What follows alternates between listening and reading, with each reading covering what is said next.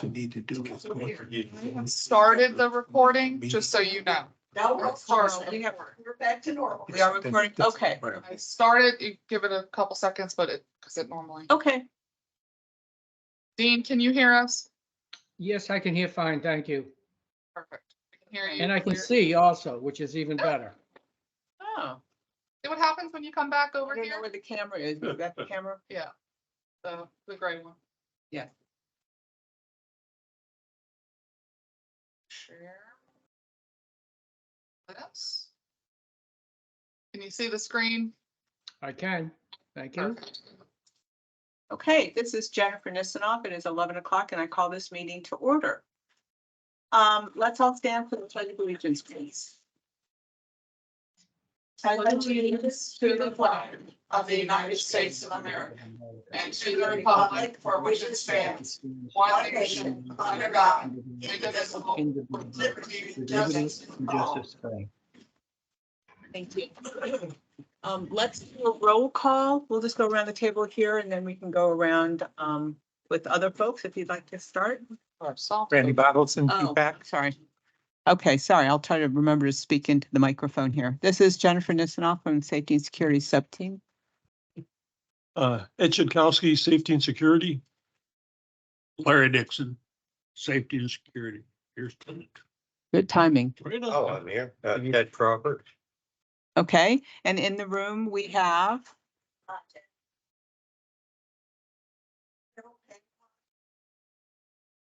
Morning, Nathan Felt, P-PAC. And then just P-PAC. And we have Chelsea Riley, District Manager, and online we have Dean Groves. Okay, wonderful. Next, public comment. Do we have anyone? One, before you move to that, you need to, Oh, yes, of course. Okay. Dean is participating remotely today. May I have a motion to allow him to participate remotely due to extenuating circumstances? Okay, and second, Second. all in favor? All in favor, say aye. Aye. All opposed? Okay, Thank you. public comment. Anybody from the public have anything they'd like to say? Okay, next, let's approve the minutes and then we can jump to, item A. We have minutes attached in the agenda packet, for our November 30th meeting. Does anyone have any questions or comments about that? I just have one potential word change. Okay. And that's on line 140. Could we change the word date to data? I suspect it was a typo. yep.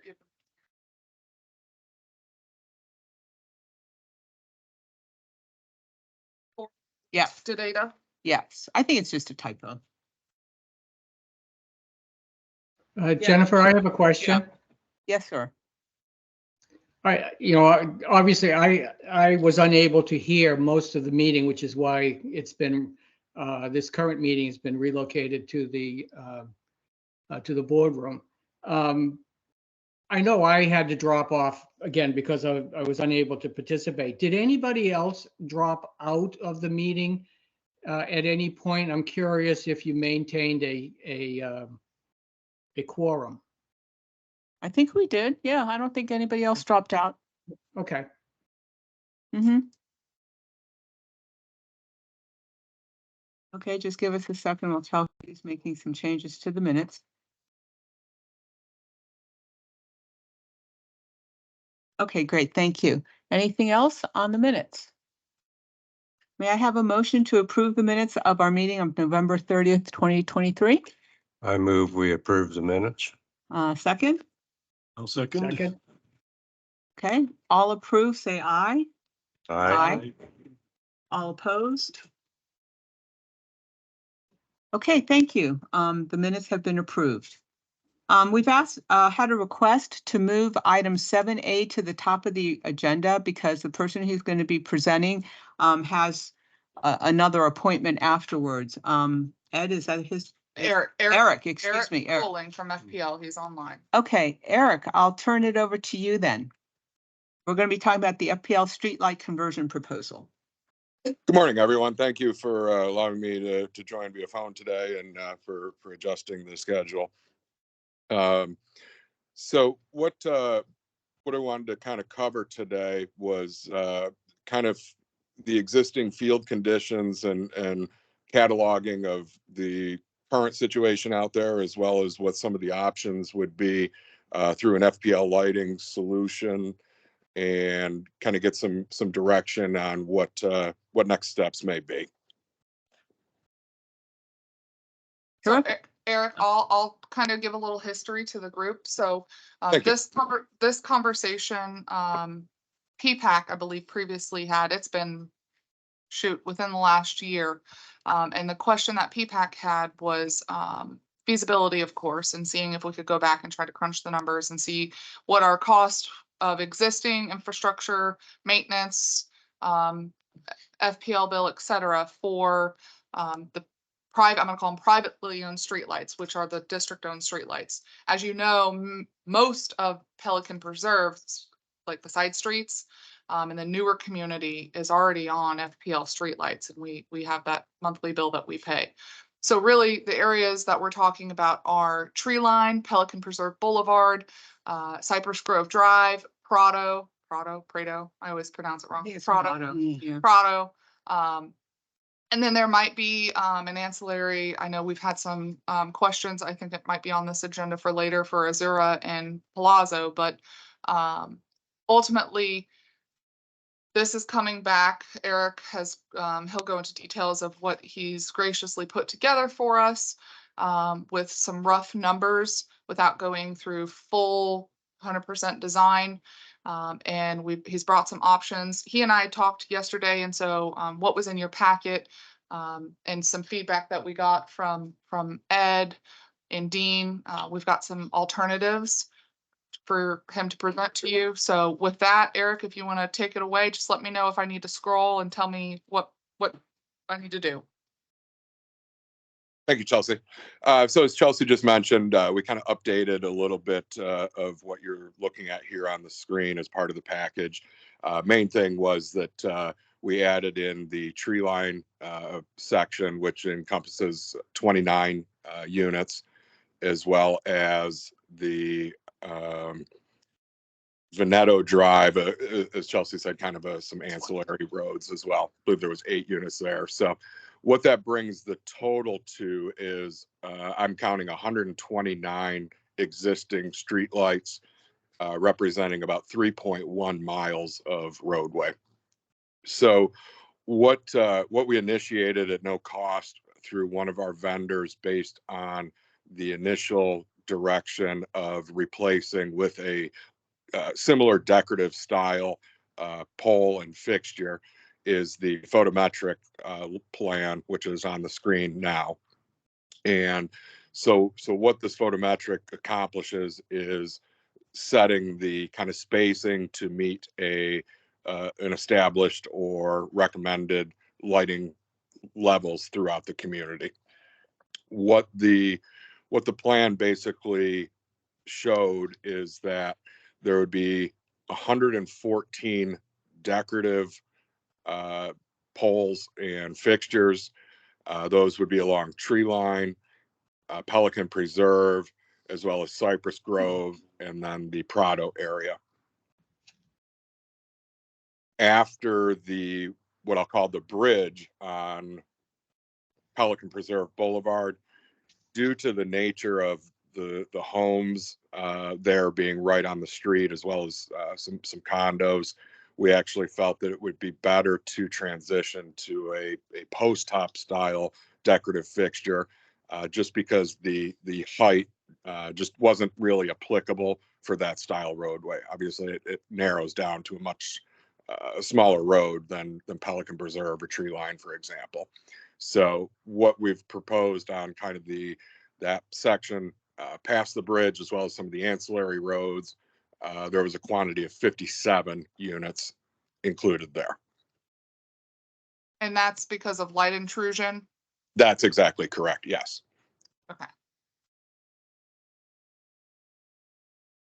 So this is showing here as we're scrolling through again, just a kind of first go around from our Hall of Fame representative of, you know, approximate location of where lighting would be required. So Eric, that's an increase in lighting over lighting fixtures over the existing conditions from 129 existing to 171 proposed. That is correct, yes. And that includes going all the way to the end of Palazzo, I think. That is correct, yes. Thank you. Which Palazzo is still, we do not own those streetlights in Palazzo. And again, we can discuss that later on in the meeting. Thank you. So in part of the conversations that Eric and I had yesterday, the first go at this was match existing. We want the aesthetic lights, we want them LED, and just try to match existing. And then getting some feedback from Dean and from Ed, who have a lot more experience in this than I do, was, hey, there may be some alternatives, cost saving alternatives, because the first number that came out, even I was like, whoa. So Eric and I talked through some alternatives, and tree line, I believe, is kind of its own animal. I didn't really realize until yesterday that there's really no lighting on tree line other than from Colonial up into your entrance. And then there's some ancillary down by, I think, Bridgetown or one of the other communities down there. So, he's got a gamut of options here. And Eric, if you want to just kind of go through one by one, I will, before we go into that, one of the difficulties in trying to assess the current cost of energy or maintenance of the district-owned streetlights is, for many years, the maintenance and repairs have been overseen by Castle through the management company. And so we get reimbursement requests, and although those are itemized without pilfering through every single month for the last umpteenth years, it would be from our standpoint in our budget, it's that O&M line item is a single line item. It's not itemized saying street light, landscaping, dot, dot, dot, dot, dot. Now this year it is because we've since taken on all of those in-house, but without going back through, and Jen, we'd kind of talked about this morning, see if she could go back and look at financials and see if Castle's, if those financials accounted and itemized repairs for the streetlights. We're still trying to track down the actual FPL bill that it's truly tied to. I can tell you right now, for the full maintenance cutoff lights that are in the rest of Pelican, we're paying about $8,000 a month for all of the streetlights. So that, and again, all of these that we're talking about converting today, we're trying to track down where they're tied into, what meter, and how much that costs. And so between Ed, between us, staff, and between some FPL representatives, we're really trying to track that down, but I don't have a number. I guess that's my point. Yeah. This is Randy Bottleson with PPAC. As Chelsea mentioned, this wasn't an O&M agreement item, so it wasn't, it was handled primarily by Castle Group at that time. We used to get monthly printouts, basically spreadsheets on what all the costs were being occurred and where we were at during the course of the year. In my memory, the item that was meant for streetlights, that line item on the O&M agreement, was around $90,000. Now that was mostly just if there were lights that needed replacing or globes that were broken or something of that nature. So, and then we put in a new street light and it was around $26,000 and a big deal. But that was something else, and it got put under safety and security line item on an O&M agreement a year and a half ago. So, that's all I can say as far as what I think we used to have as far as budgeted items for just replacement and repair. Yeah, and we do have the budgeted FPL, like we get the FPL bills now and we've got those for a couple of years, I think, since Laura started. But like I said, the maintenance cost, again, without going back through all of those month to month things from Castle, I think Jen said you were gonna try and see what you could, Yeah, I think. Drum up. We look at the year end. Yeah. For each year and then kind of do a control app. But we gotta remember that it's probably gonna include any light bulb replacements at the gatehouse. Yeah. And it's also gonna include the monument light replacements. that's good. So any street light, anything like that, it's all gonna be included. Okay, Yeah, this is Ed. I just want to say I've did the inventoring of this, and I've been trying to figure out all the electrical feeds and that, but like Randy says, a lot of the historical costs were bulb replacements and globes and things like that. What we're running into now in the last year is infrastructure failure. The cables failing and conductor on tree line, they had to replace a lot of the cable. You know, we had major outages on Pelican because of cable failures. A lot of the electrical boxes that feed it are rusted out and rusting. So, you know, the historical costs are probably modest in comparison to what the maintenance costs are going to be going forward to maintain that. Because there's just going to have to be a lot of upgrades done to a lot of the infrastructure to keep it going. So, and that's what's hard to judge. Even the feed to those on Prado, which is the youngest of all the lights, the breakers that feed all of it are rusted and corroded and probably fairly dangerous to operate unless you have all the utility safety equipment on and that. So just want to say, you know, that historical cost is one thing, but there's all these unknown maintenance costs going forward that I think are going to be ever man, increasing. Ed, that is a great segue for Eric to explain what the conversion would cover, and then the different options. I know, Eric, you have a hard cutoff of 12, right? Yes. Okay, So what we've got here and what we're proposing, and these 6 options represent various styles of poles and fixture combinations from our catalog. And again, want to call attention to the fact that this is our Florida Public Service Commission approved LT1 LED tariff rate. Any LED customer throughout our service territory is falling under this rate classification. We've got about, actually, we crossed a milestone about a month ago of having installed 500,000 LEDs throughout our service territory, with currently maintaining upwards of 750,000 lights in total. One of the first things that I'll kind of mention, which is going to be applicable for any type of selection from an aesthetic standpoint, is we would be installing a brand new circuit system that would be owned and maintained by FPL. So essentially everything is going to be brand new. We would be installing 2-inch conduit, pulling our wire through that conduit. We tie directly into our transformers. So it's not a metered system, but the rate actually takes into consideration a time of use. So it's again, the entire system would be the responsibility and owned and maintained by FPL.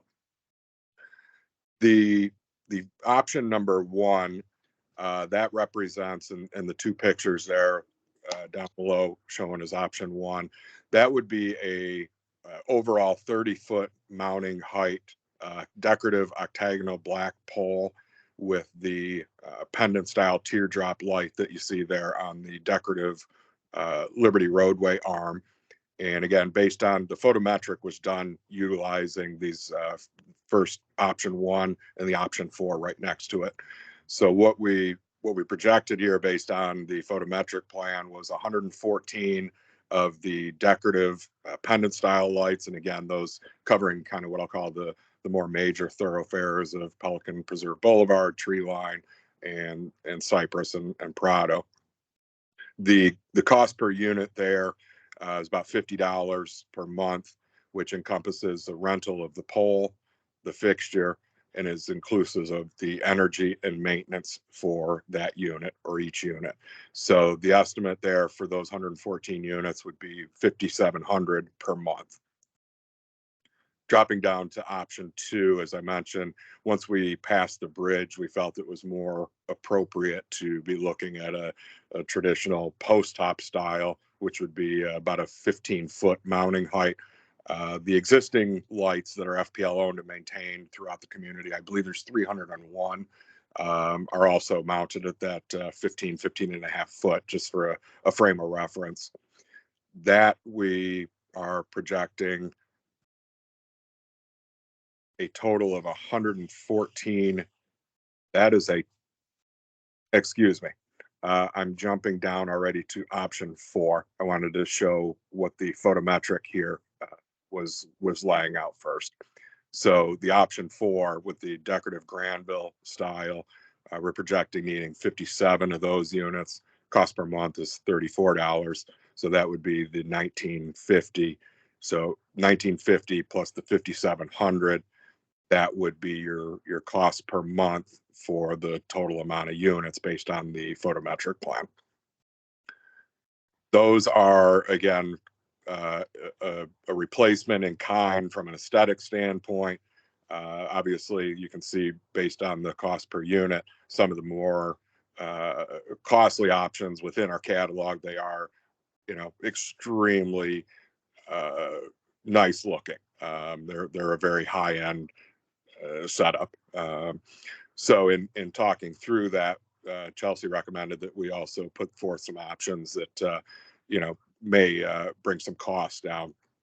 So where I went with that was maintaining a decorative. So I'm at option 2 now, which would be maintaining that decorative octagonal black pole with a 30-foot mounting height, but transitioning over to a kind of standard roadway fixture as shown in the lower right hand, option 2 and 3. Those units do also come in black or gray.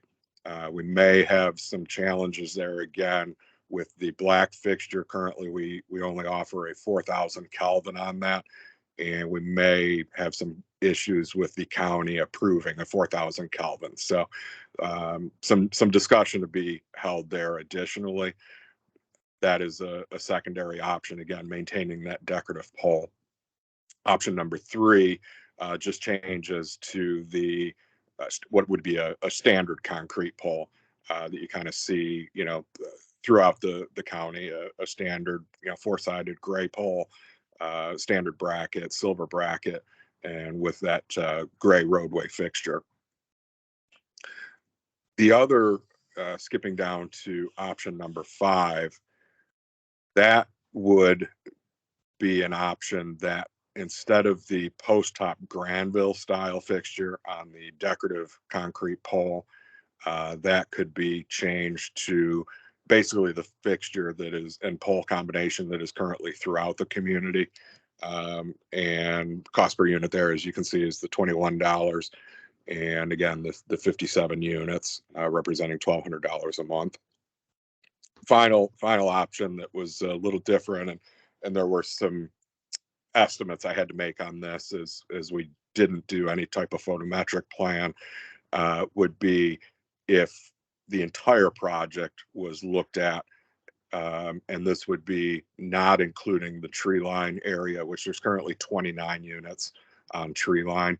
So just everything with inside the community, that is representative of, I believe, approximation of how many units would be needed to meet the same lighting levels that the photometric plan shows, but utilizing that standard fiberglass pole with the traditional town and country fixture on that.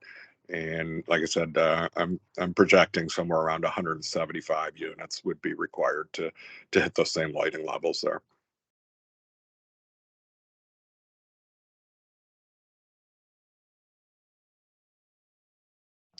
Chelsea, if you could scroll back to the first page, I want to cover what what CIAC is and where that becomes applicable. So Eric, while you're going back there, that last option, 5 and 6, that that unit, that fixture is similar to what's in most of the neighborhoods in Pelican Preserve now? Yes, that's correct. It'd be the exact same combination. That's correct. Okay. And the pole is what we have also in the neighborhoods, the fiberglass? That is correct. Yes. Thank you. You're welcome.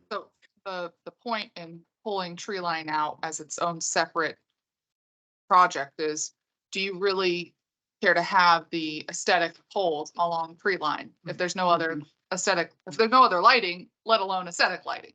I can tell you in the rest of the gateway conversion project, which we're hopefully getting final design here soon from FPL, we're going standard concrete pole with the LED. I think, Eric, what is it? Is this option on here? Is that we're going to? Yes. Yep, that's the one we're going to for the rest of Gateway. So along Gateway Boulevard and Griffin and all of our side streets. But I know in Stony Brook, they have the carriage. So again, trying to be consistent and the tree lines, it's On tree line, don't we have currently silver with concrete on Tree Line Avenue? Not going out of Pelican, but on just outside of it?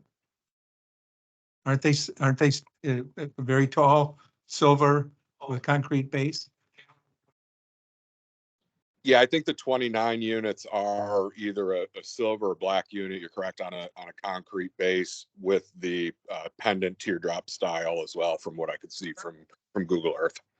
Yeah, the district-owned lights on tree line are, the decorative pendant similar to what they've got here. The county, just at the intersection with the traffic signals with their square rectangular concrete poles and silver, but those are county streetlights illuminating the intersection of tree line Okay. and Pelican. Those aren't gateway-owned lights. But that's what I see, okay. You identify yourself, who's calling?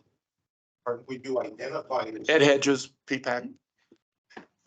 I will say too that tree line down south on tree line, there are more lights, but they are all the black standard highway light, not the gray, but they're black poles with that. So, which is, you've got listed as option 2 and 3. So you could definitely go to those on the tree line portion and be consistent with the street lights further south on tree lines. so Eric, you want to go into CIAC contribution and aid of construction? Yes, yes. If you could, one moment here, my ride is here for my doctor's appointment. So let me jump in the car and I will unmute here in one moment, please. Thank you. I will admit, I don't know what CIAC is. Yep, he's gonna go Oh, over. is he gonna go over? Yep, Okay. it's construction and contribution and aid of construction. So basically it's the boring Oh, of okay. the lines. And so we had to pay that for the Greater Gateway side. But everything else, it's like a rental program for the street light Okay, and the pole. I see. Thank you. Okay, I'm back. Thank you. Yes, Chelsea is correct. CIAC stands for Contribution in Aid of Construction. Essentially, any of the new underground facilities, the conduit, any required 24-inch handholds would be paid up front by the community for FPL to install. That essentially would be utilized for directional. Okay. Understood. Thank you. Eric, you there? To Oh, there you are. yes, I think I just switched over to cell. Am I still here? Yep, you're there. Okay, great. We would be looking to maximize the no-cost rapid trench option and only directional boring in necessary areas such as streets and driveways. Since we did update the amount of units, including the tree line area, I did make an adjustment to the numbers that are shown there of the 100,000 and the 185,000. I estimated that the removal of the 129 units would be 145,000, and the installation would be 250,000 for the required conduit for, again, the 3.1 miles of linear roadway. 250 plus what? 140? But say it again. I'm sorry. 250 and 140? Yeah, 145. The 395 total. Correct.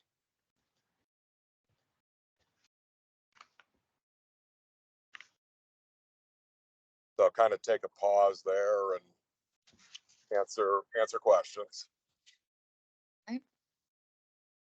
Anybody have any questions? Yeah, I have a question is, do we currently have any conduit? And is it throughout the community? Because we seem to experience a lot of lightning strikes, you know, out in, particularly in the front part of it. Does that help at all? Or is it mostly for avoid trenching? And I'm sorry, I missed the first sentence there. I can, Eric, I can help. So FPL will not use any conduit other than their own. So now the option, the lower cost option is the rapid trenching. And they can exercise every opportunity that they can, but like you said, anytime that they need to go under a roadway to put the Yeah, conduit I through, understand. they'll do that. So, the conduit is, I mean, we're at, how old's the community? 30 some years old. We have issues, and that's been very apparent the last month with having Bentley out there and doing a lot of repairs and West Coast over the last year too. This is Ed Hedges again of EPAC. Yeah, most of the existing system is in conduit. But the placement of the new streetlights would be in different locations, so trying to reutilize that existing conduit would be more trouble than it's worth. You know, and it's just, will be easier to install all new system than trying to, you know, tap into existing conduit and reutilize any of that. So So in my really, opinion, from being a utility guy. so really, I mean, I believe the light poles are in decent condition. If anything, if we were to keep a private system, we would need to have a contractor come in and either do new handholds, run the new conduit, you know, correct me up, any of this, because No, enough to be dangerous, no enough to be dangerous, right? So there's gonna be a cost. It's a matter of, do we want to go full gamut and make the whole community FPL? Or do we want to continue to own the main boulevards and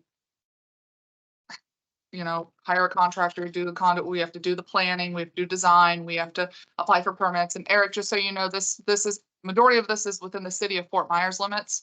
Part of it is in Lee County, so we'd have to go to them for permits as well. But really, we're looking for direction on, from this committee and ultimately to PPAC on how, if at all, you would like to proceed, and really get some direction on which fixture style do you like, so Eric can crunch better numbers and bring that back. Yeah, This is Chelsea, Randy Bottleson again. this is So Bob. are we, Eric, are we talking about basically a complete restart in terms of all of our lighting in your Yes, proposal? yes, this would be a brand new lighting system as if it was a newly built community. Not for the side streets, not for the Yeah. existing. No, I understand the neighborhoods. Have been in that for a long while. Jen Lewis Okay, with this PW. Bob, can I get in? Yeah, Can you go hear me? ahead, go ahead, Bob. Yeah, the 10,000 foot look at this project is that for Greater Gateway, this saves us money. And yes, there is an initial startup cost, but once we get rolling down the road in the future, first of all, we're starting with a totally new system, and then we have a fixed fee that we're paying yearly. We don't have to worry about poles or globes or anything else anymore. So it is a cost savings initiative. That's really all I wanted to say on it. But yes, the question about, is it a totally new system, and the Edge's comment, we're replacing a 30-year-old system with a totally new system. Now I'll be quiet. Thank you. Jen Lewis with KW. A quick question on the removal and disposal of the 92 existing poles. Some of those are brand new that we just put in. Is there any way to recoup some of that money by selling those poles to any electrical contractors that may want the poles? Just throwing it out there. Eric, would your guys' contractor be willing to, I mean, I'm assuming there'd be extra cost if we chose to have them just taken down to an auction yard or? 'Cause I we think would- we could probably facilitate something from removing it, but as far as any type of sale or anything like that, it would have to be handled by the district. So ultimately, being a governmental entity, we would have to go to auction, and Royal Auction Group is who we typically use. They're off of Alico. They come and pick up items, they trailer them. So that's something that's a good point. We could try to save some costs and auction these items off. This is Jennifer Nisanoff. I just have a question, and that's really, how does this affect individual homeowners? Because things I'm hearing include potential disruption of driveways. Some of these existing poles may be on easements, but it looks like they're on individual residents' properties. I assume the new ones will go in situations like that as well.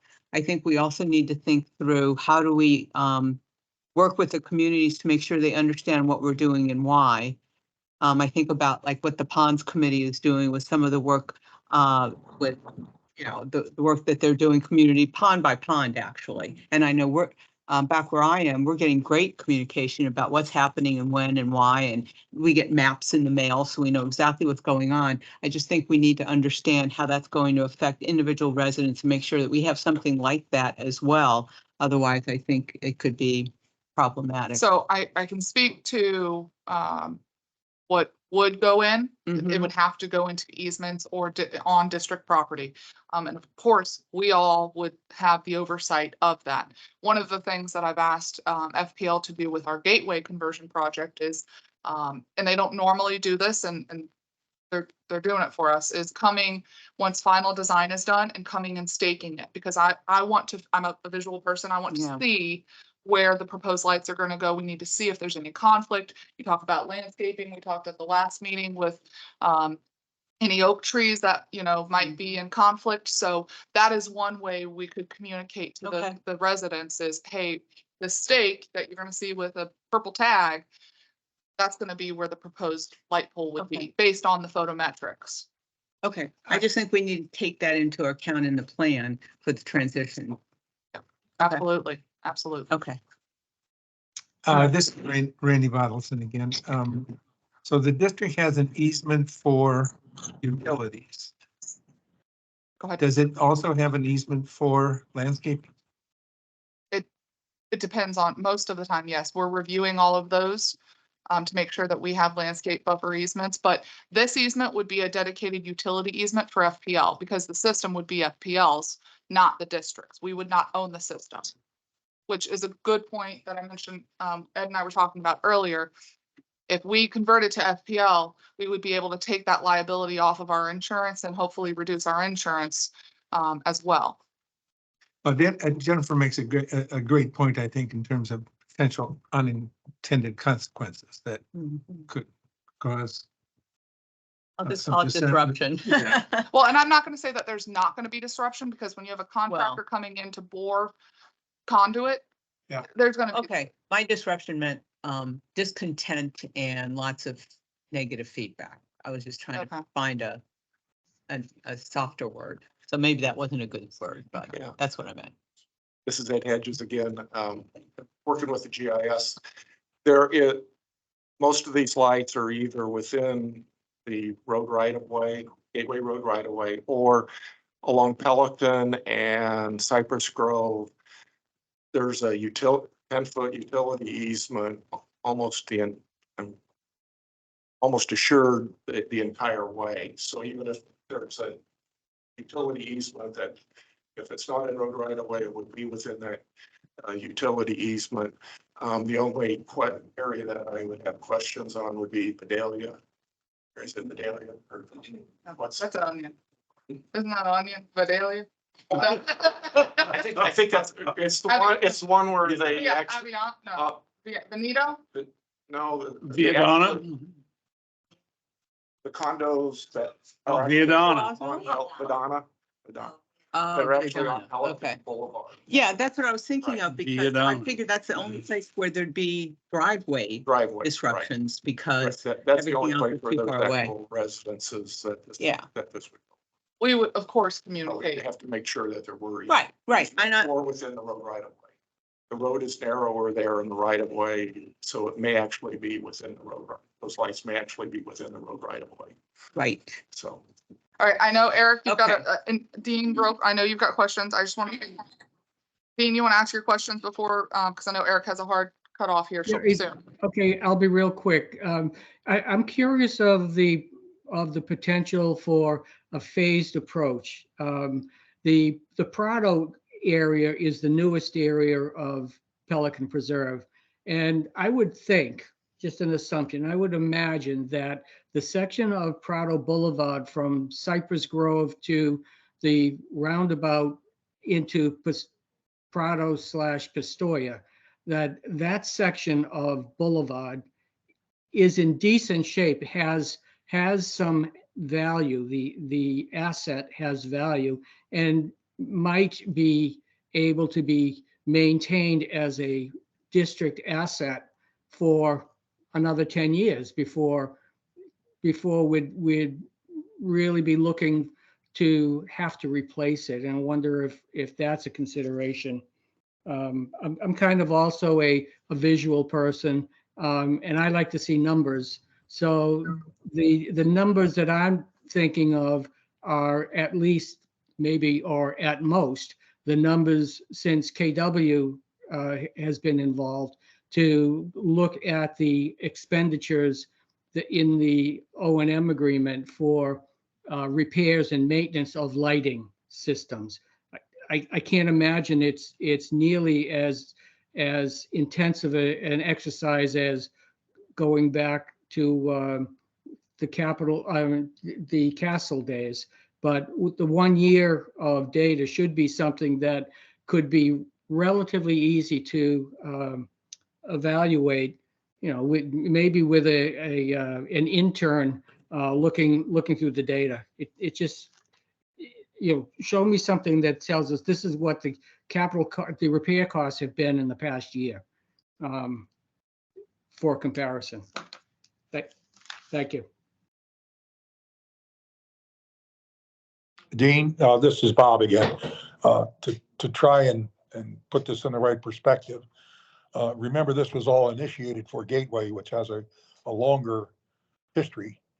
And the effort is to avoid getting into the position that they were in Gateway. And yeah, there might be some premature retirements, so to speak, for some of that capital expense. But the long-term view is, again, this is a cost savings project. And Well, Bob, you say that, and I suspect it's true, but until we have something to compare to for existing, what we're spending today, it's just a statement without any fact. That's all. the facts are, what is the experience in Gateway?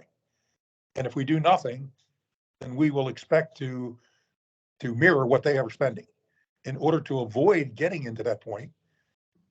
And if Gateway has X number of poles and their savings X number of dollars, it's not hard to extrapolate that that's going to occur in Pelican. And to the question of, and again, I'm completely neutral on this, but when I was sitting there listening to Gateway, I thought it applied to our community. But I wouldn't want us to get to the point where things are degrading even worse than they are now, when we have an alternative that we will not be on the hook for any repairs in the future. So I think, Dean, you've made a good point, and we can see if we can go back in the last year. One of, I think, the telltale signs will be once we get the invoice from Bentley over the last month of all of these, everything, it seems like at one time. And we'll be able to gauge at least from that point, because to Ed's point, what happened in the past, I mean, this is an age system and it seems like we're starting to hit the top of that hill and go on the decline. So the costs are only going to increase with time. And to Bob's point, we've seen that, but we can try to extrapolate that information. Also, I have a Thank quick you. question on maintenance. What can we expect as far as maintenance? So if I called West Coast, it would take about a week for them to get out there. Let's take a non-hurricane year. And what could we expect from FPL as far as turnaround on repairs? And is it something that we have to then put in the street light system, or is it an automatic, like, does FPL's Do they know it's main lights out? district know that the light's out?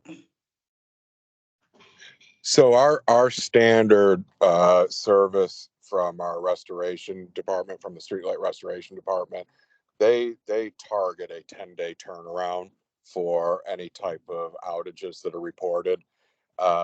Outages typically are still reported via our online web portal, which it can even be done on a cell phone.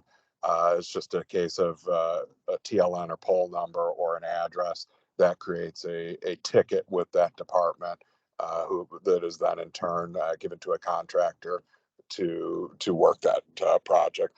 We do have and have deployed a smart node system, which does automatically notify us of outages. The being transparent, the system is maybe not fully baked. So while we do receive automatic notifications, we still are relying on kind of, residents, boots on the ground to be able to report that for us. But like I said, we have experienced some challenges with our restoration. I'll be fully upfront and transparent with that. It is something that we've recognized internally, and that our teams and management and leadership is looking to improve. But standard of service is typically 10 days. So Eric, what do you need for next steps? Do you need, Yeah, what, I think from our side, the next step is obviously the numbers we're looking at here are a very high level, rough order of magnitude. I think that if we can get some direction on the style of poles and fixtures, if we were to use the existing photometric, for example, I've talked with our engineering lead. Due to the relationship that we've built with the district, we will go ahead and do a full design layout sketch without any type of upfront deposit. And what that would do is calculate the exact upfront CIAC cost that would be associated with the project, where I had estimated, the 395,000, and that would be kind of our, I think, next step to be able to provide accurate, numbers for the council to review and make a decision to move forward. based on those previous numbers, and that's a 20,000 foot estimate without going through full And then are design. we talking about 91,000 for the monthly rental? There were two monthly figures that we came in 5,700 and 1950. Yep, so we were at 7,650 times 12. I'm 12. I have 91,800. Yep, and we're paying 8,000 a month right now for the rest of Pelican. Not including, yeah. So Yeah, Eric, the estimate there, you're correct. It would be the new lighting system based on a decorative option would be budgeted roughly about $8,000 a month. that's if you chose to go with the Granville for the for the post top, and then this other pendant. But if you chose to go with a traditional carriage, that number changes obviously, but so what I'm hearing is Eric, FPL is willing, unlike what they did at the district, we had to pay a design fee. FPL is willing to forego the design cost depending on what fixture you choose, because of our relationship with them, and bring back to you fine-tuned numbers, rather than a 20,000 foot, $395,000 number, which is a guesstimate right now based on. So there are no double lamp options in this. Like we put on Cypress and Pelican and has all down Veneto. Those are in kind of an, what I'll call an islander median, correct? Correct.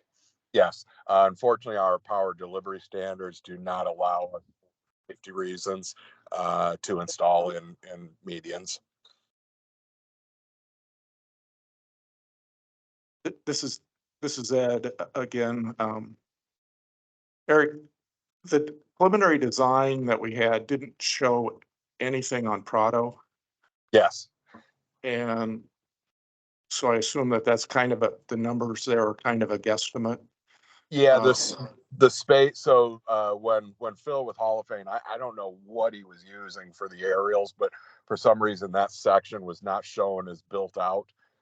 So the layout for it was still going to be the same spacing as along Cypress.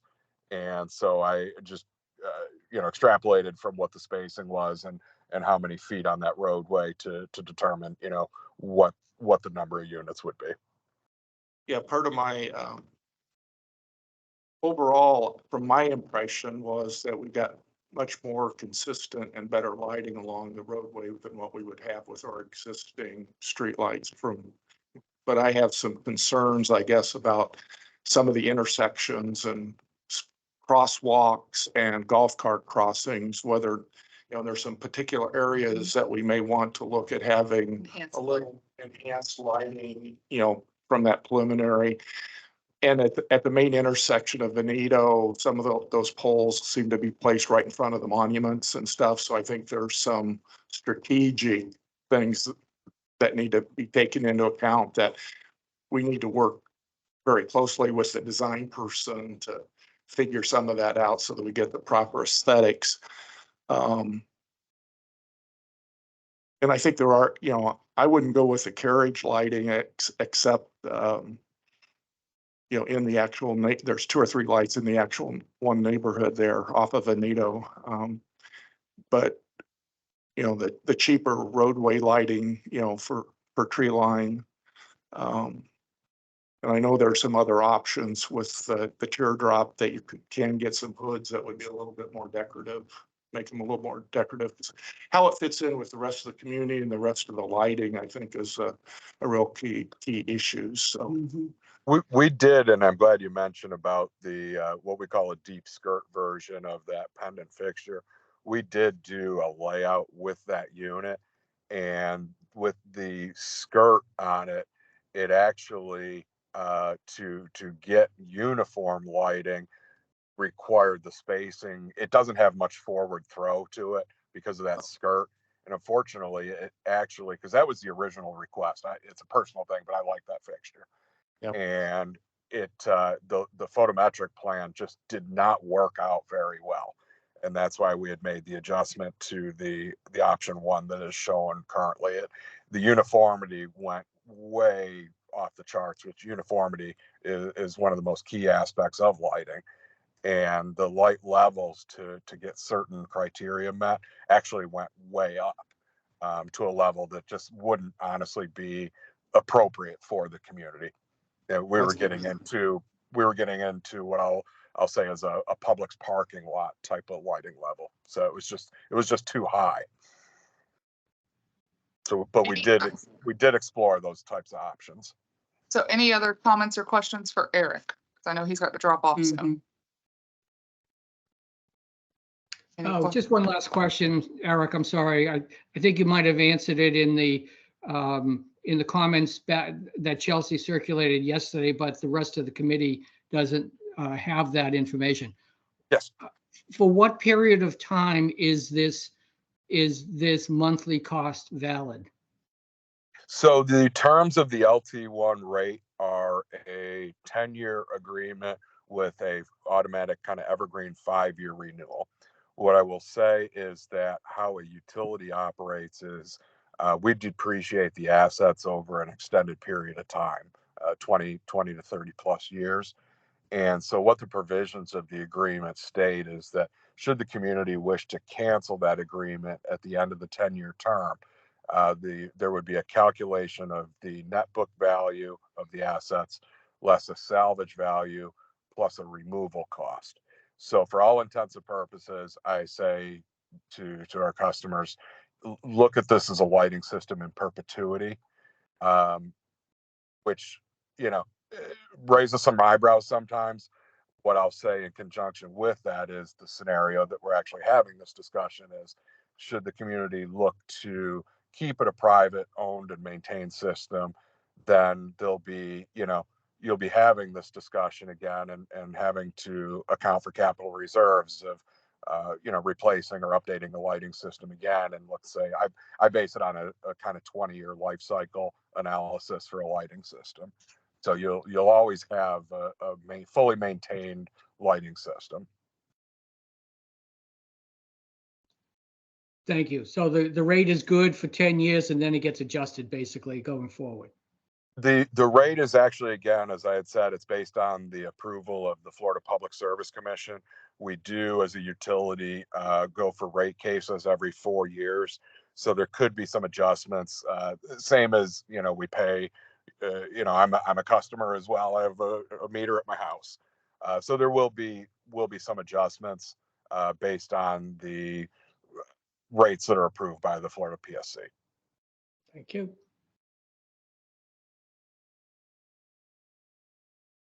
Eric, did you have anything else to add? No, I think we're all set. Thank you for the time today. I apologize for kind of having to maneuver here. Well, No problem. will have a conversation and I'll follow up with you via email. That sounds great. That sounds great. Thank you, everybody, thanks, again Eric. for your time. Thank you. All right, Thank have you. a good day. You too. Bye. Okay, so to be continued for sure. Was there any direction you'd like to give Eric, or you want to just leave it status quo and bring it up at a future meeting? I think we probably have, my opinion is we need to have a little discussion before we give direction in terms of which of these options we might want to go with. I know I'd like to go and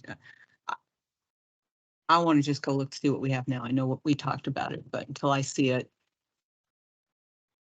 yeah, it's hard for me to, Do you want to bring this back to your next meeting? yeah. Okay. So if people would think about it, and if you need to do like what I do, go out with pictures and look to see what's actually there, I think that would be a good homework assignment for people. You know, another point is that this was brought to PPAC and there was interest in it.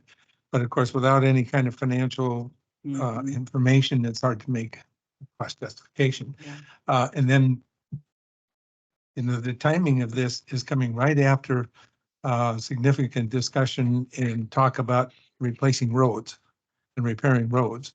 And we had an engineer from Tetra Tech say that there are 9 roads that should be fixed and or done in the next 4 years.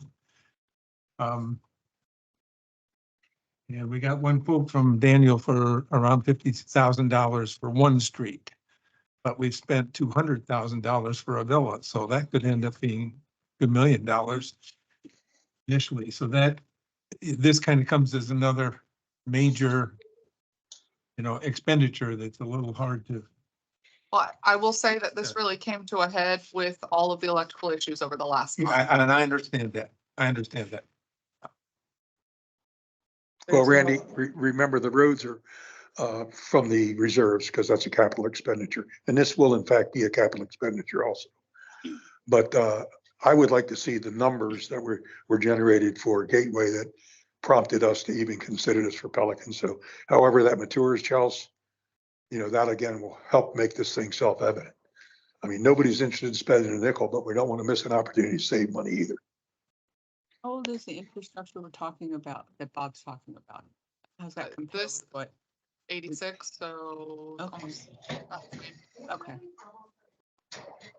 And it's, I will tell you from the Gateway side, when Bentley was over working in Pelican, we're saying, hey, we've got these lights that are out on Gateway Boulevard. Hey, we've got lights out on Westland. I mean, it has been, I don't know if what's going on, but we've got some lighting issues. Okay.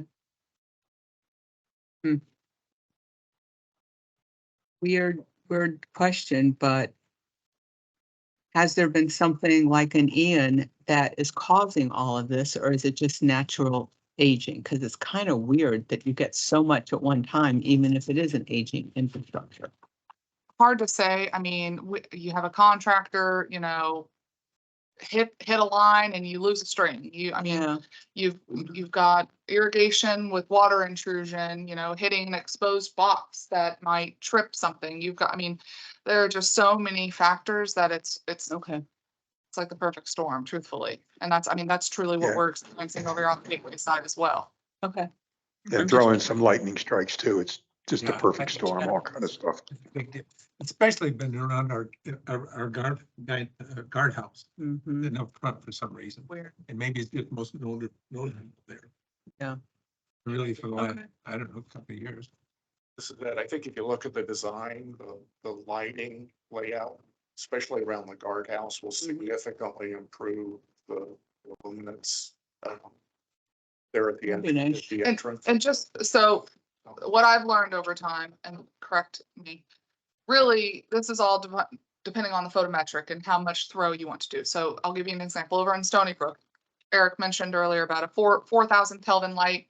Mhm. That is obviously a lot wider and a lot brighter than a 3,000 Kelvin light. And so if you're out and about, I think mid-January, Stony Brook just did a whole neighborhood conversion to LED. Their main drag, I believe they wanted it to be 4,000 Kelvin because they wanted it brighter, because that's where everybody's speeding. That's, you know, everybody's walking.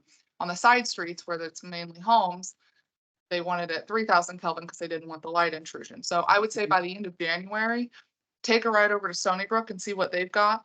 Because I believe theirs are the carriage style lights, and take a ride in your own community, you know, drive down Tree Line, you know, look at all of the different fixtures that are out there. We've got, the county's got some around the Commerce Lake roundabout, even this roundabout that they just put in that are the flat top lights. So see what you like, see what makes sense. Provide feedback. If you have any questions, let me know. I know Dean sent a slew of questions and so did Ed, and I passed those on to Eric, and I'm like, hey, like asking technical stuff. I don't know. What size conduit? Pipes going in the ground. That's all I know. 2-inch though. Well, Okay.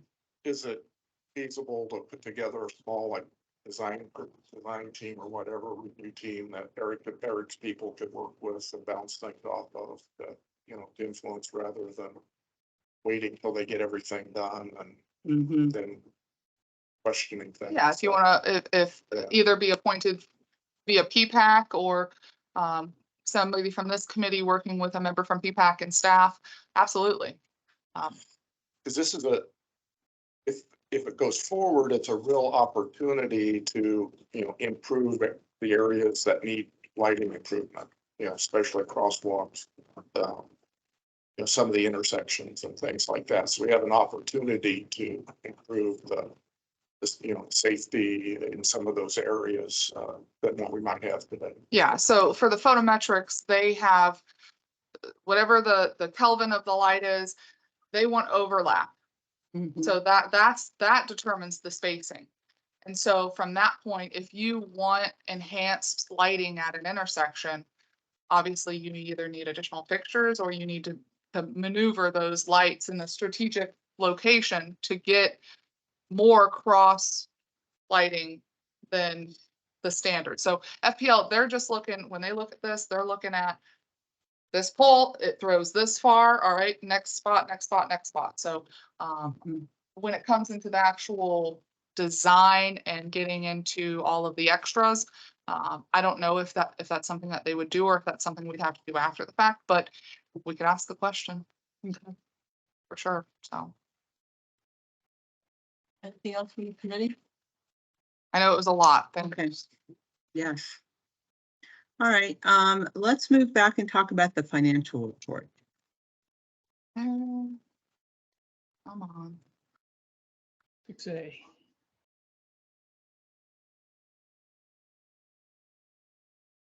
The agenda. This is just FYI, correct? Yep, Laura puts these together and this is kind of where you're at to date, through October through November. And year-to-date expenses, remaining balance, et cetera. So you can see where you haven't spent any line items and, maybe some rounding here. Yeah. I have a question. I posed it to Laura, but apparently she's out until after the new year. We didn't see this last month, right?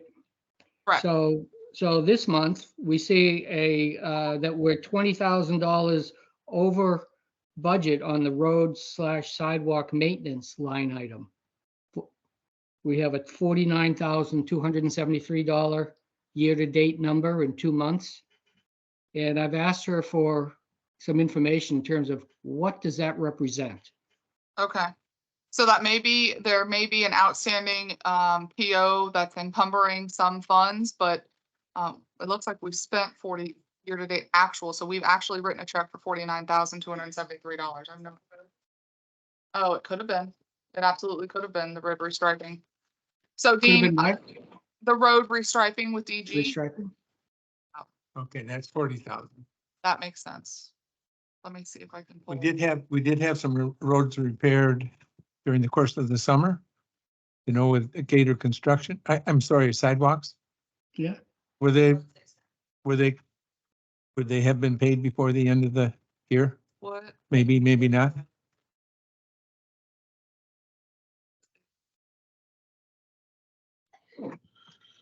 I can follow up, Dean. Thank you. It just seems like, again, I don't know whether this is based on when the invoice actually hits or when the cost is incurred. Because if those are the cases that Randy just spoke of, I would have thought that they would have occurred in the prior fiscal year, but it may just be a timing issue. It just caught me by surprise to see that we're $20,000 in the red already on that line item. I would think you'd do accruals on this. I'll follow up with her. Thank you. Any other questions?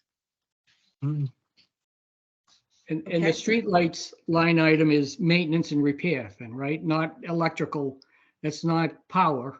That's, or is it? I don't know what it is. I believe that's the power. That's power. Yeah. Maybe the line items could be a little more descriptive then. Is it utility gatehouse? Wouldn't that be the power? And this, Only for the gatehouse. Yeah. Operating supplies, gatehouse, that FPL bill would only be for that. Because when I looked up our internal financials, it was about 8,000 a month.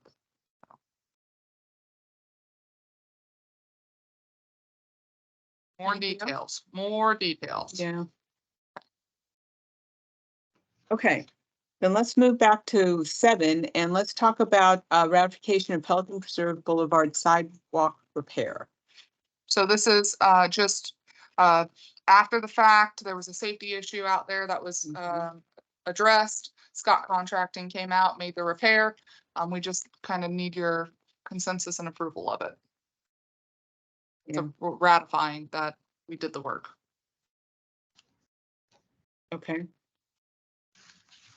Here's your pictures. Pictures worth 1,000 words, right? I thought it was a very compelling picture, especially the before. Kind of zoom Yeah. in. So. I had seen those photographs, the before photos, before Daniel called out the contractor to come and give him a price to do the repairs work. It was definitely in need of being attended to right away.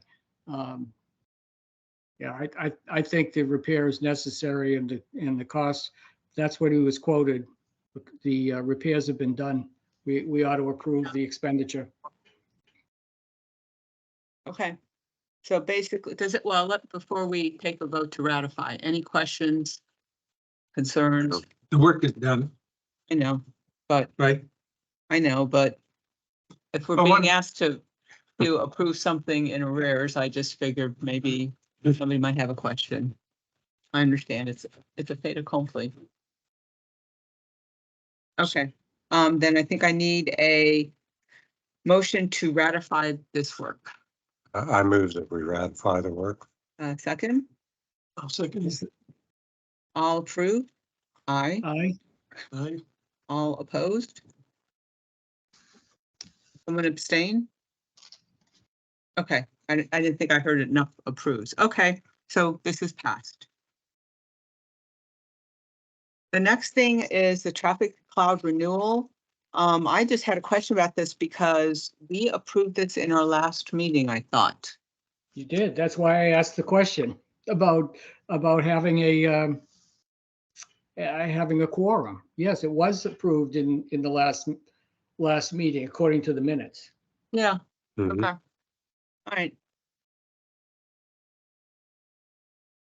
I think what we were doing was we were waiting for the maintenance person, and I did see that the ad went out. I don't know if anybody got hired yet. Not yet. Okay. But it was a nice write-up. Good.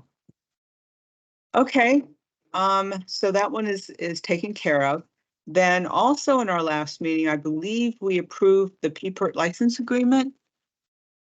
So I wasn't quite sure why this. I don't, if you had, we hadn't made the edits because I had been working on the edits from Danny with his PPERT hat on Uh-huh, over the last 2 weeks. okay, So, and I I thought we did had get approved. some feedback from, because obviously this is an agreement between the district and the community association. I did send the updated agreement over to the community association for the review and feedback. We didn't, other than putting a prettier picture of the gatehouse and having Danny update Exhibit B. And really the only other change was an insurance requirement because this PPERT license agreement used to fall under the O&M agreement. And so that captured their insurance under the O&M captured that. Being the O&M's going away, now we need a separate insurance from the community association. I did get feedback from Faye that they will have some comments. okay. But I wanted to get this in front of you all. If you had any additional comments, this was the final cleaned up version pending comments from PPCA. And do you have a date for when that might occur?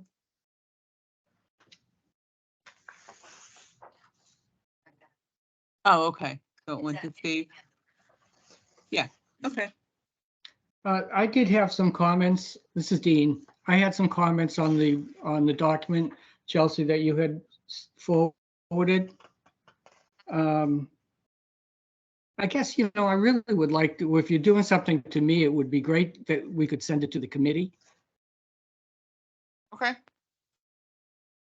Because again, my comments, I mean, I could go over my comments now. They're not that extensive. I did provide them to Faye so that she could have them considered with their own comments by legal counsel.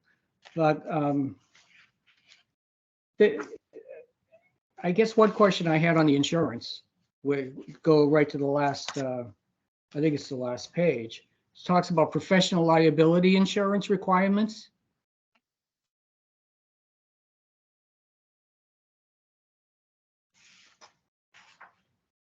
Item 4 in Exhibit C. That I'm surprised that there is a professional liability policy. I mean, this is for the volunteers for PPERT, right? But this agreement is between the community association and the district. Yeah, I'm still asking the question about professional liability for the volunteers who are working at the gatehouse. Okay. It just surprises me that anyone is purchasing professional liability insurance for the services provided by PPERT.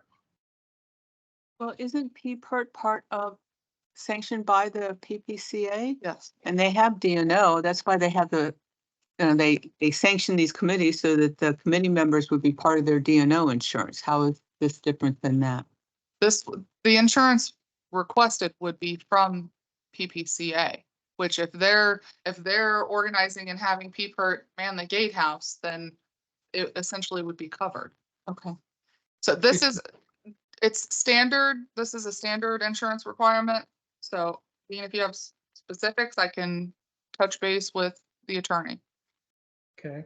And I had some, well, again, I provided the comments, I think, I know I suggest to Faye and others that were on distribution, I thought you were too. There are a couple of other minor questions about an automatic extension of the agreement after the term expires. I think it's like a 3-year policy. Does it not automatically extend? Is there opportunity to extend? It just seems like, there's things that could be done a little more efficiently, and maybe that's some of the comments that the community association will have. Okay. From an operational standpoint, does the committee have any issues? This agreement has been in place, I guess, for a long time. It's lapsed. Obviously, we want to get this in place before the next hurricane season, and you get attorneys involved and you add 3 months to it. So Yeah, trying to get the ball rolling. I think it's been working well, so.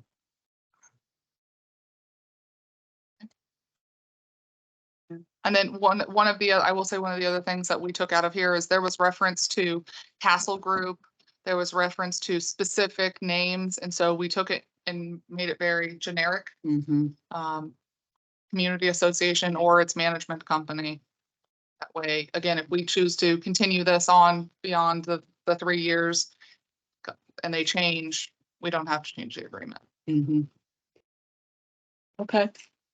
So we'll just wait to see the updates. Okay. Okay. The next thing is the Diamante Way road repair. I guess we've added Boness since the last meeting. I'm not Yes. sure. Okay, These are the 3 quotes that were solicited. okay. Well, So- again, in the last meeting, we approved Ajax, but I remember that we only had 2. We were waiting for a third. So my assumption was that this was being placed on here because we got the third and maybe we liked the third one better because it was less expensive. I mean, And- not a bad assumption. I was under the impression, and I wasn't in the meeting, and Yeah. this is the conversation I had with Daniel, because he wanted to give you all a sense of the cost it was going to be for either a partial or a full replacement. And the committee was ecstatic with the price, but Daniel said, hey, let me go out, let me get a couple extra quotes. So he went out and solicited 2 other quotes. Boness, good contractor, a little bit more reasonably priced. Ultimately, this committee you make the recommendation to PPAC and then PPAC to the Board of Supervisors, but I think it's a fair price. This is Randy. My recollection is that, yes, it was voted on, but there was discussion about repairing just the cul-de-sac or doing the entire street. And the differences between that were, it was determined by the committee that it made more sense to do the entire street, Right. which was, I thought, 51,000. Mhm. Is that correct? Yeah. Yes, the Mhm. Ajax. So this was never brought to PPAC at the last meeting I see. because it wasn't ready yet with all of those. So you have an opportunity now to look at each of those quotes, ask any questions you have, whatever, and see if there's any differences between them. If they all meet the requirements of the bid solicitation, and then make a recommendation to PPAC. Okay, Thank you. well, in my opinion, at least the Scott one was a little high level. I don't know much about this kind of technology or work or anything, so I don't. Right. Scott, I'm not sure about Scott either. I didn't comment on their sidewalk repair. However, I will say that Gator Construction during the summer repaired a very low spot on Cypress Grove, and they replaced 3 segments of sidewalk, took them up, poured more concrete. They also dug up and put in a concrete flume to the street, right? And their cost was $2,500. So it was half the cost of this particular project. I'm not sure. This looks kind of similar in terms of So that's the only comment I would make about that particular one. Since it's already done, it's not. Right. But you could be seeing, a company that is a little higher. So Premium. I will tell you, last year, we had over in, we know that Gator had done a lot of work over in Pelican. And so we had tried to work with them for the gateway side. Okay, They would not meet our terms and conditions at the time. I see. So sometimes safety costs and time costs a little bit more. If you can pre-plan something and schedule it, you probably definitely get a better price. But I've worked with all three of these companies. I think all three of them could do the job. It's a matter of, you want to go for the price? Do you want to go for what you know? Like we said, Ajax did a villa. Boness is another large paving company in Southwest Florida. So ultimately, we're looking for your recommendation on what you'd like to do. And this would include the full road mill and overlay. And from a staff's perspective, and I know it came up at a villa kind of at the last minute, staff did go out and inspect the curbs, the valley gutters, and believe that there are none that need to be repaired as part of this project. You're more than welcome to go out and make your own assessment, but this would be strictly mill and overlay of the road. Okay. The whole road of Diamante Way. What questions do people have or comments? That was my question. My concern was the valley gutters. I know I had raised a concern recently when we got a price from, God, I guess it probably was Ajax. In any event, if you're saying, Chelsea, that staff has determined that the valley gutters are in good condition and no repairs are needed, that I'd go with the better price. And if Boness is the better quote, I'd go with them.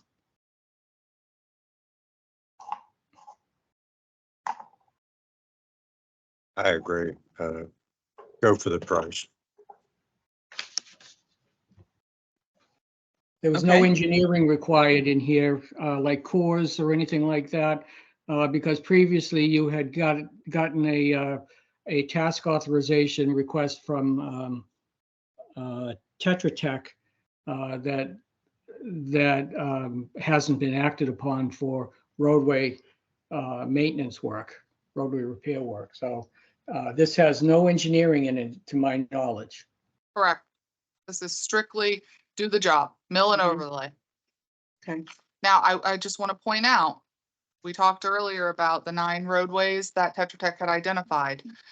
Staff went out, and the 2 that were supposed to be called for this year were Diamante Way and Amiata Way. Aviana, thank you. From a staff perspective, Aviano's in decent shape. Now, you're only spending, if you move forward with Boness, $42,000 of your $285,000 budget for this year. So you may have an opportunity if you want to move forward on some of those other 9 roads and reprioritize them, or shift that money to lighting. Yeah. I mean, that's an option too. So Mm. I want to call that out, because a villa we did have a $200,000 bill for a villa. But this is coming in at 42. Well, again, I'm not in. But this particular road is also, we've gotten a lot of complaints about this road from residents. It's rough. And justified, I Right. think, basically seeing it. That this number was very attractive, I think, to PPAC when they got some initial quotes on it, primarily based on their experience with the villa, because that just kept getting more expensive than it was.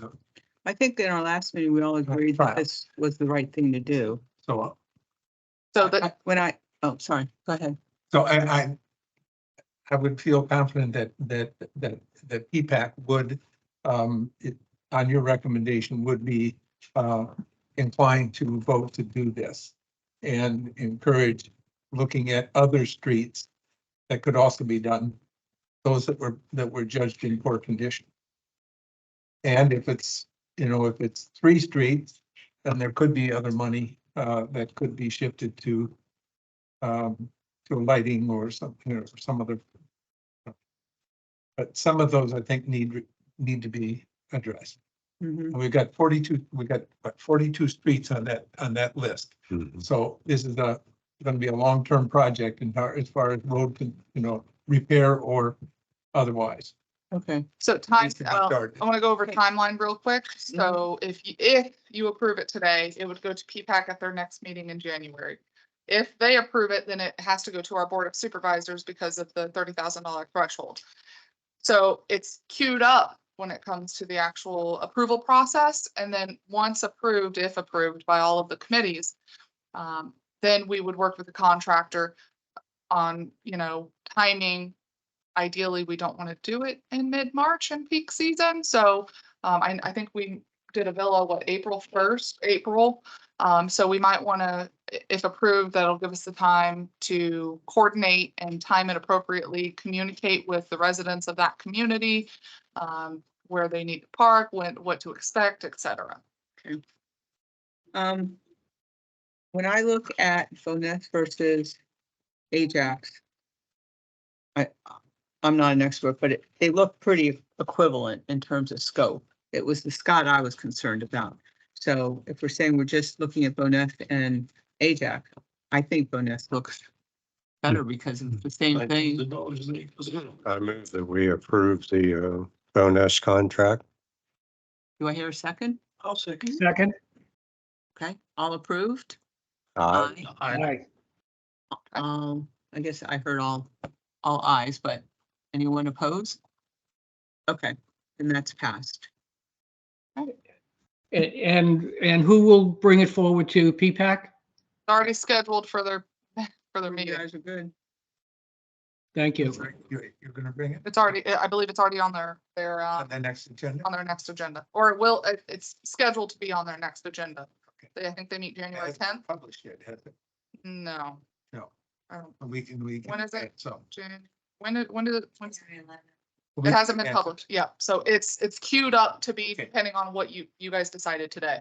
And Okay. same thing for the board for the second meeting in January, depending on what comes up PPAC. with PPAC. I think what Dean's referring to, there's been some confusion about who needs to generate that agenda item or the request for the agenda item. That's right. So Sometimes this, we've got caught short time wise. okay. And we wanted something on an. So I would say if the direction was, if it was staff, brought forward from staff will continue to see it through.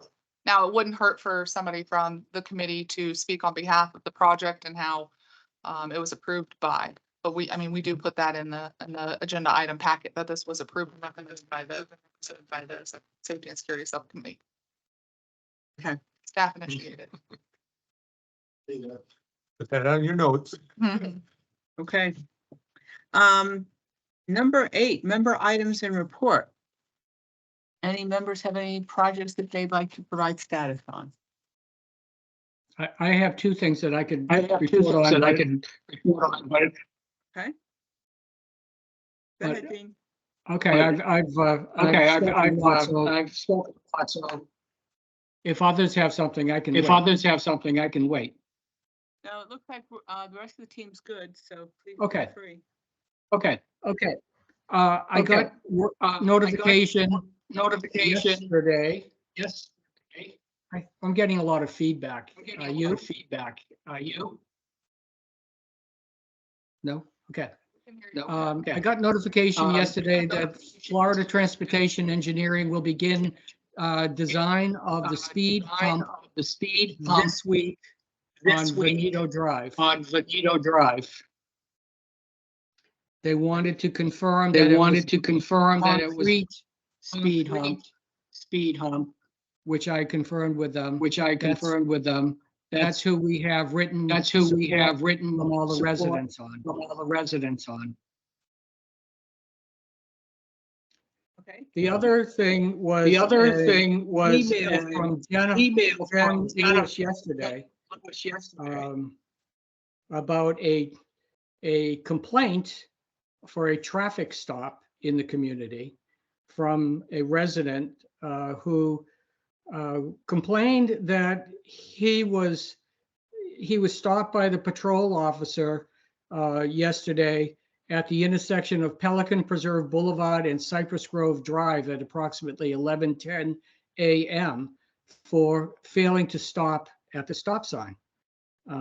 He claimed that he did stop, and he explained why, but the officer said he has it on video.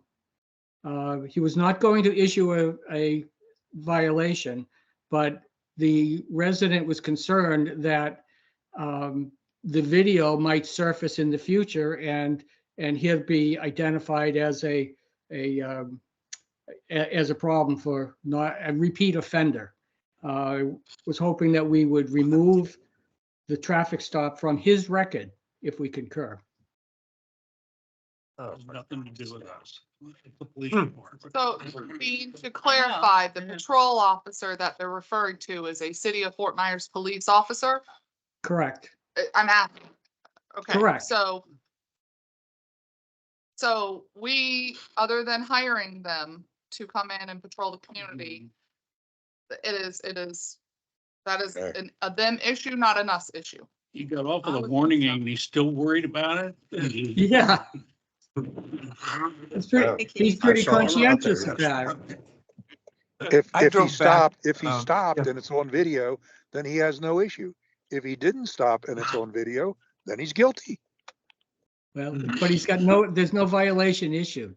Well, that's So what I mean, but what's the issue? I think it's a non-issue. For the Yeah. district, it is a non-issue. If they wish to request the video from the police department, like they can through with any public record request, they're more than welcome to. And I believe that email also came through our customer care, and I believe that's how Randy Paniagua, our PIO, replied. Oh, okay. So I'm sure it would. That was why there was stop. I was through that intersection at about that time and there was a Fort Yeah. Myers Police Department. Yes, yes, there is. Intersection too. Listen, he was right there. I He just pulled have, over more. Why is it than once. not having the The authority? intersection. This is Randy. I went through that intersection when that police officer was Yeah. there. And he was parked next to the nose of the median Yeah. with the front of his car pointing up toward the golf course and whatever. Yep. If anybody failed to stop completely with that It was person amazing. there, he should be shot. Well, he was pretty far, Yeah. actually, he was pretty far out of view though. He was what? He was actually parked at the next intersection up toward the bridge facing when I saw him Okay, yesterday. not when I morning. saw him. So you Right could have there from easily the missed him, but intersection, yeah. still, I mean, what's the issue here? Well, Next- I think No, there is no. I want to. Next item. For just half a second. I think the issue is he needs to take it up with the Fort Myers Police Department. And I think it was more of an FYI that this They're gonna occurred in tap case him we out. heard about it. So Well, those were your two. kudos to Fort Myers. Kudos to Fort Myers for being there and enforcing our traffic laws. Yeah. Yes, exactly. You bet, Tom. Exactly. Exactly. We got his attention. I think that was the intent. Yeah. Anything else, Dean? No, thank you. That's it. Okay, thank you. Quick question, if I could. Yes, sir. What is the status of that Benito Vicenza? I've lost track of where we are with that. Could you give me an update, Dean, or? The recommendation from our committee was to move forward with a single speed hump from gutter to gutter on the in the section that is between Vicenza and Pelican Preserve Boulevard. So both, Okay, it would great. extend across both lanes, concrete speed hump. It's a 6-foot approach ramp, a 10-foot wide surface plateau, and then a 6-foot ramp down to grade level again. It's a City of Fort Myers standard design. We have signed support letters from about 95% of the residents of the Vicenza community. So Florida Transportation Engineering has been authorized to advance the design and permitting with the city of Fort Myers, which they're starting this week. My guess is a couple of weeks, 3 weeks, they should be ready to submit that document to the city for permits. And then it would come back to the committee. They would Okay, great. also Thank you. remove, when that happens, Ted, when they go to construct the concrete speed hump, they will also remove the rumble strips from the existing roadway. Okay, thank you. So Dean, I think I just had a thought. We need to get some type of communication together. So when that does change over, that we notify the community in advance. So I don't know if you want to draft some language, or I can have Randy draft some language. So an announcement to the Pelican Preserve community or to Yeah. the Vicenza neighborhood? All of the Yeah. above. Okay, I'll draft something. Okay, great.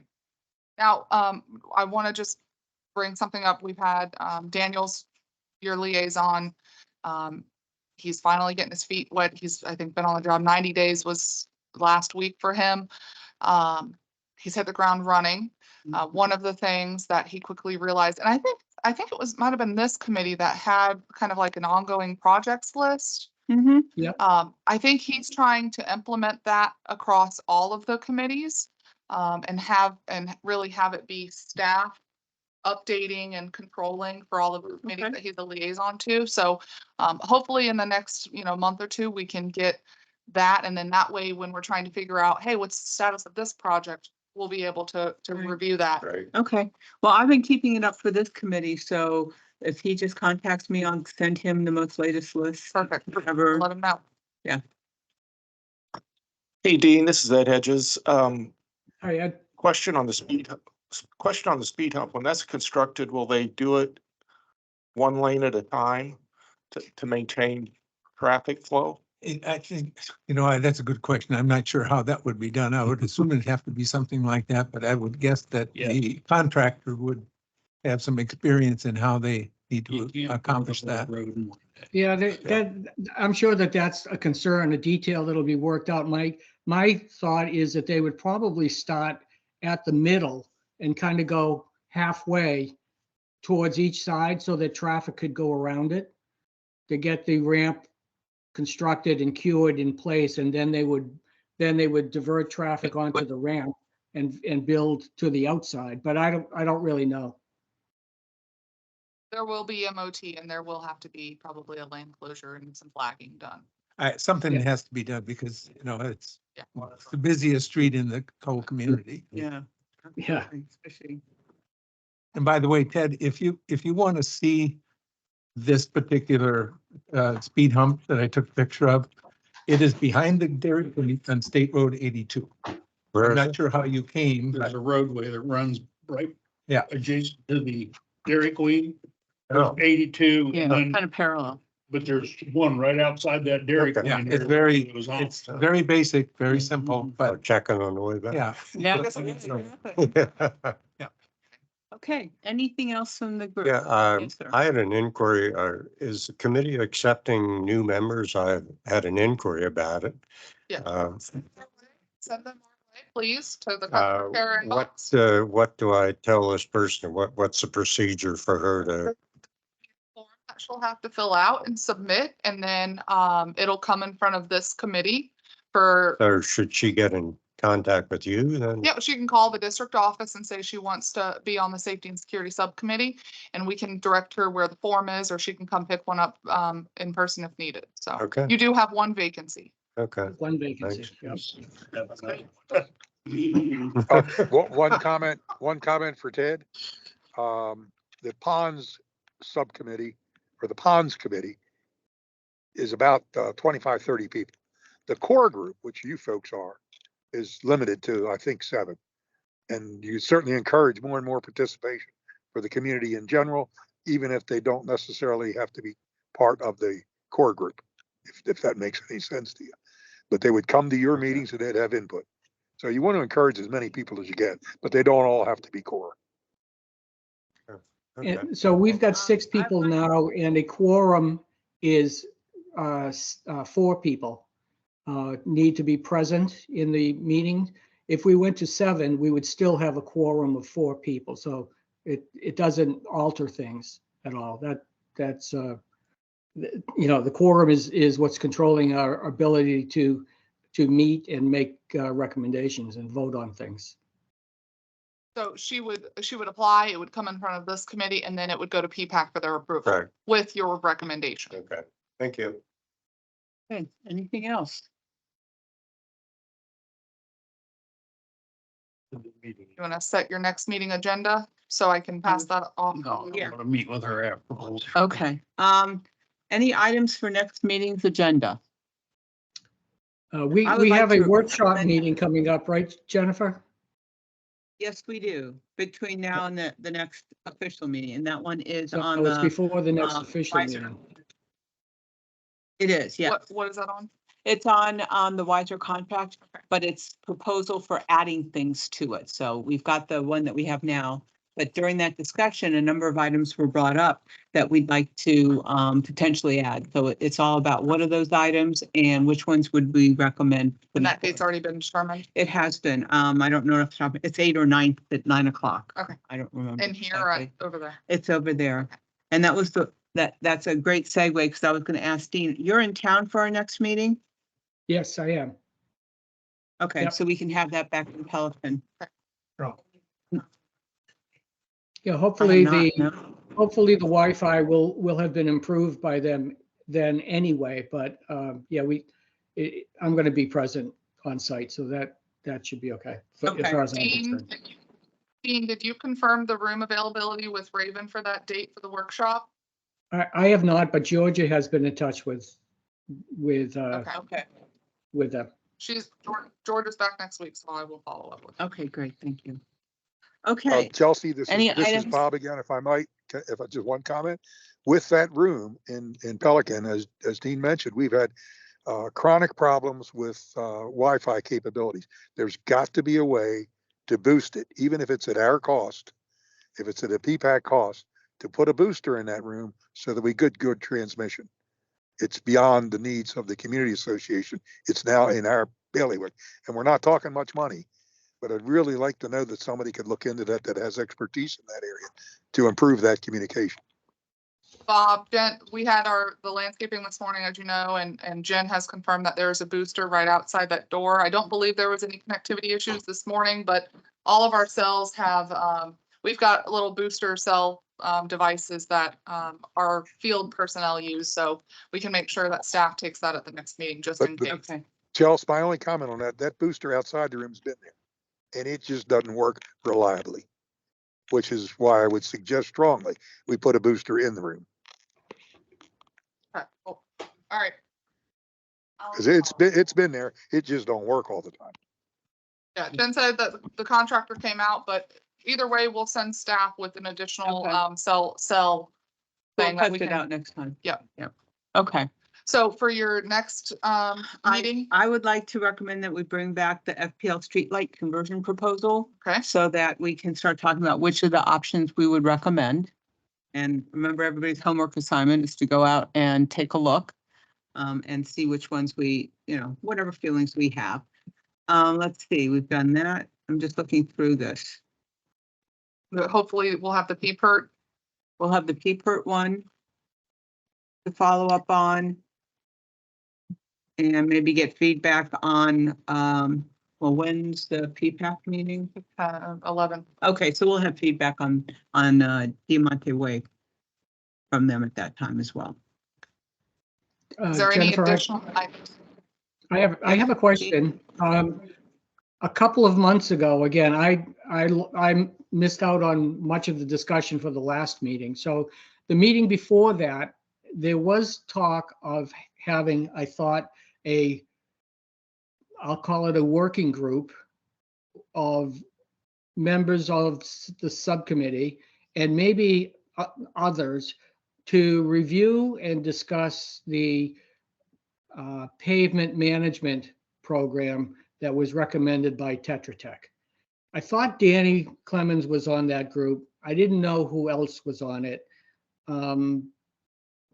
So I was surprised when Daniel presented the Diamante Way road repair for the most recent meeting, because I thought that there was going to be a group meeting to discuss the pavement management plan. So my question is, Dean, you're correct. And the two people were Ed Chakowski and okay, Danny Clemens. okay. And so if you met, great, maybe we could talk about it. If you haven't met, maybe we could resurrect that as another agenda item, is to talk about a group to evaluate the pavement condition Hold on. assessment. Time out. Was that 2 subcommittee members that met? Because you cannot No, I meet don't think- outside of a regularly scheduled meeting. Yeah, We did we're not gonna- actually meet.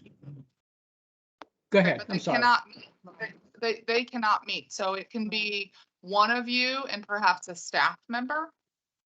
But we can't have Danny and Right. Ed be having a sub meeting to go over this project.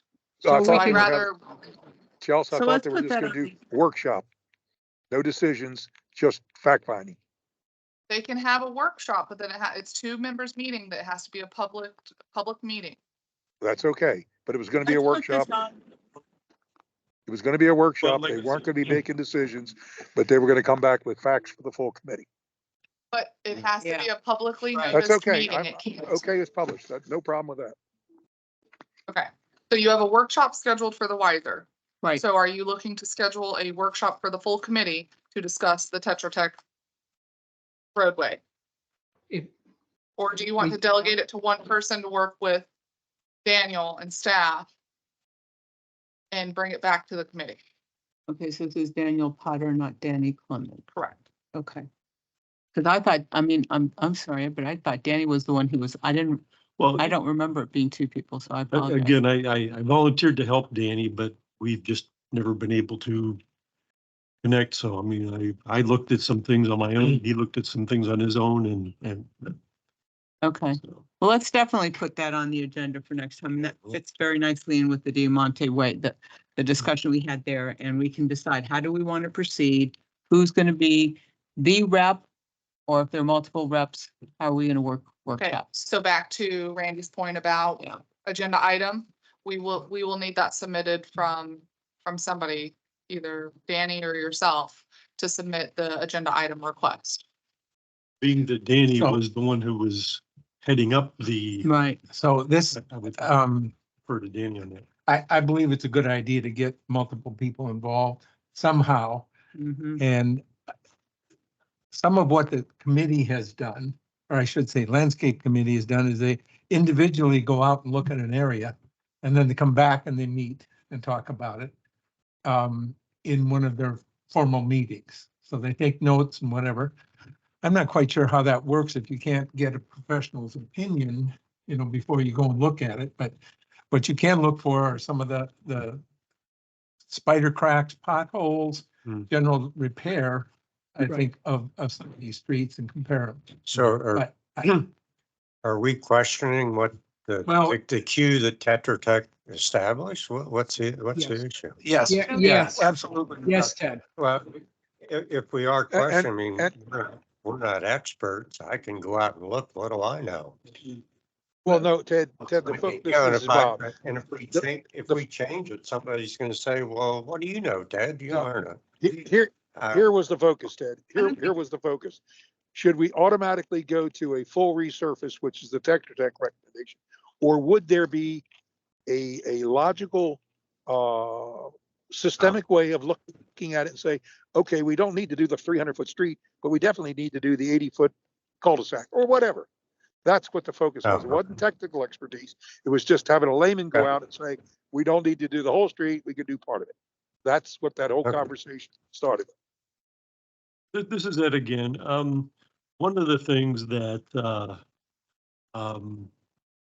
I was under the impression that we were going to look at is some communities are seal coating their streets and paying for it, and other ones aren't. Now we're at the point where those ones that weren't seal coated, and those are the ones that are failing prematurely or first anyway. I don't know if it's premature or not. So that's another issue that we need to, as a group, we need to look into. Do we want to look at a method of regular cycle that we're seal coating streets, or I think the other term was that Stony Brook was doing, it was like a seal coat, but they called it something different. Asphalt pavement restoration. Thank you. And they're doing theirs in January. And this would give these couple of individuals a couple of months to let the work get done in Stony Brook and then watch it over time and see what we think. Not happening in January. It's happening this fiscal year. So how about if the agenda item is to talk about this group, whatever we want to call it, what the scope is and how we want them to proceed? I don't think you can have a subgroup. I don't believe you can. Okay, But to Randy's maybe that's a point, bad term. what we can do is we can publicize this workshop where you do like the landscape committee did. You go individually in your golf carts and you assess all of the roads in a line. And then you come back at a regularly scheduled meeting where you can take action. But you're fact finding only, but you can't talk. Like it was literally, I don't know if any of you went. You went and it was like, I was with Nice. Nancy Smith and I took the note while she drove golf cart. Everybody, it was like full golf cart, because there was one non-landscape subcommittee member with landscape. If I could just mention something, Ed, before the Tetra Tech road report was generated, EPAC had a number of different professionals from Ajax and others that came and talked to us about roads and so forth. And almost universally, they suggested that seal coating is aesthetic only. There's no real value. It makes it look nicer. And that in some cases, if it is seal coated, it may, with the sun and whatever, it may break it down actually faster. So EPAC at that point said, we will pay to have some surveys done of the roads in Pelican Preserve. If there are any repairs that need to be accomplished, then PPAC will use their budget to pay for it. If the neighborhoods want a seal coat and they're going to pay for it in their own HOA budget, then that's their prerogative. So that's kind of where things were left. And it took quite a long time, but we finally got back that extensive report from Tetra Tech. And some of it made sense in the respect that some of the early communities, the older streets are the ones that need attention, more than say out in the Prado neighborhood. here's what I would recommend, because unless you're gonna take action on a street this year, things could change. A golf cart fire could happen and damage the roadway. I don't know. So until you're ready to take action on an item, making the decision if you want to do part of it or all of it should really come closer to when you're ready to move on it. So we get through Diamante and you say, hey, we've got the budget. Here's the priority list. Let's look at the next two, decide, and then from that point, all right, let's just assess those two because if you're going to assess all 40 some streets but you're not going to touch street number 40 until 10 years from now, your assessment is going to be wasted time. And I think there were 4 that were considered poor as far as their grading system is concerned. So maybe you focus And then on they went those. for fair and then good and beyond. So maybe your assessment individually, and that's your homework on those 4 streets, and come back. It's not a good system. It's all about the sunshine laws and its cumbersomeness. No, I understand that. The one thing that I was interested in is how from what I understand, the way I interpreted that Stony Brook was doing that word. Asphalt pavement restoration. Right, which sounded a lot like just an advanced seal coat. Because it's not like they're doing any milling or anything. It's basically a coating on the road, but it's a different product, is what I understood it to be. Instead of a latex-based product, it's an oil-based product. So they did their main boulevard, Pebblebrook, last, it's been before I started. So if you want to go take a look at it, you can. They're going to be doing all of the side streets next calendar year. But it's a proprietary product. The committee, I think Magnolia Lakes also did it. I don't know if there's any scientific, anything behind it. I call it glorified seal coating, but they say it helps and it penetrates further and it prolongs the life, but I haven't gotten it in writing yet that it prolongs the life, so.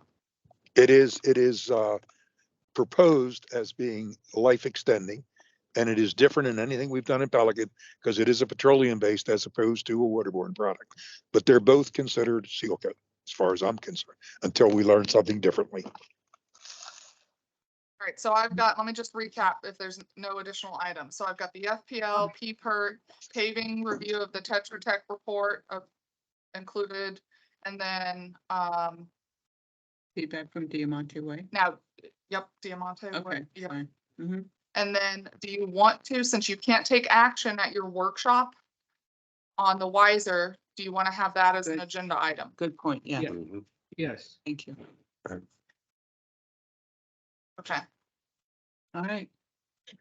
Okay, one Anything last else? comment on the quote One more. unquote workshop review by the individuals. You can schedule a meeting immediately following that. So you do your workshop review at 9 to 9:30, 9:50, and then at 10 o'clock you have a meeting. So it doesn't have to be days apart. That's the only other comment that Landscape did. Okay, Contingent upon room availability. right. Yeah. And Is I car think going I'm on? gonna wait to the following meeting because we might need time to think about this. Not mine.